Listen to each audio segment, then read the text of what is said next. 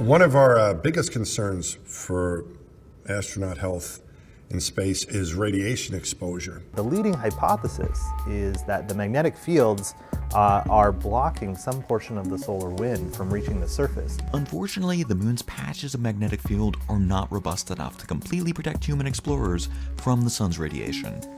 But further study of lunar magnetic fields could lay the groundwork for future innovations. Well, what if we got a strong enough magnetic field that perhaps we could produce artificially?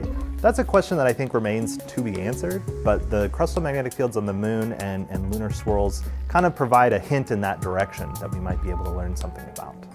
NASA's space radiation specialists are testing different ways to do this. One strategy they tested on the Orion spacecraft involves crew members barricading themselves with as much mass as possible in the center of the spacecraft. Radiation is a problem, this is clear. Shielding, passive shielding can be a solution on the planet, but not really on transit. Maybe the best solution, the best idea is to use a magnetic shielding, is to build magnetic fields.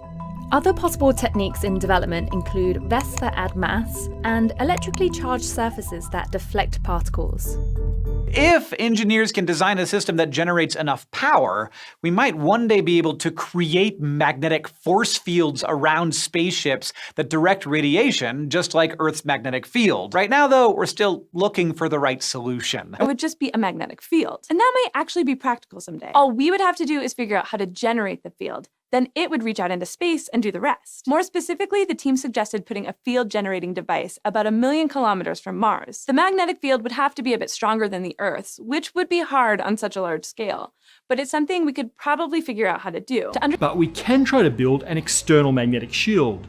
The easiest would be to do that in space, an orbiting field generator placed between Mars and the Sun, like a giant space umbrella. The resources and energy needed to build this is insane, but hey, we just built an atmosphere, so why not? The other big challenge we have is just radiation in space. There's a field of radiation out there, high energy ions, electrons, all kinds of charged particles, and they're just everywhere.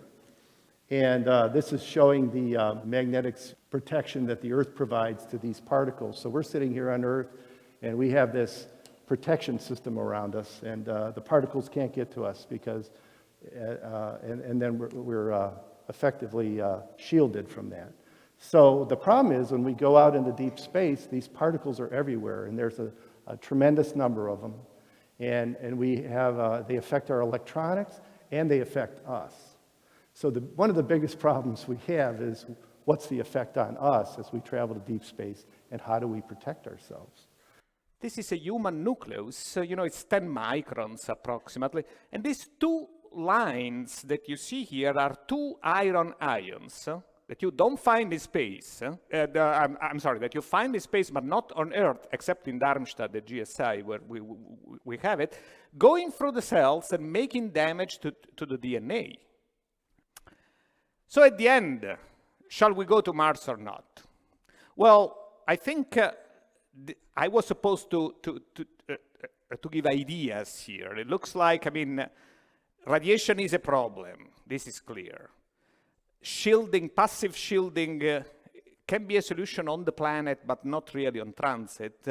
Maybe the best solution, the best idea is to use a magnetic shielding, is to build magnetic fields for the spacecrafts that can do what is done on Earth. So it's not really a new idea. It's the same idea that God had a few billions of years ago when he said, okay, I want to make life, but I created radiation already. What can I do now? Okay, maybe I can make a magnetic field, And you see, it's very effective in protecting the Earth and our life from space radiation.